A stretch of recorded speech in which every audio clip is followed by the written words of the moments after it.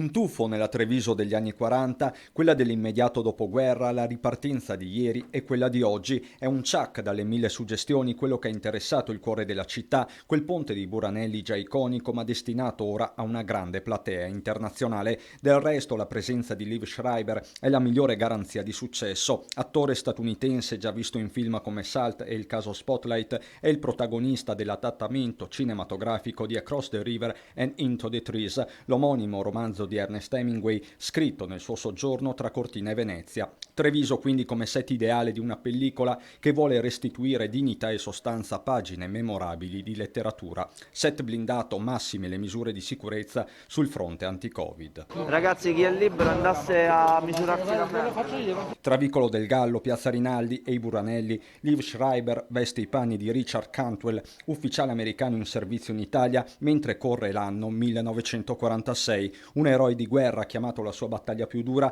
una malattia terminale che non gli impedisce però di innamorarsi di una giovane contessa. A Schreiber l'omaggio della città di Treviso.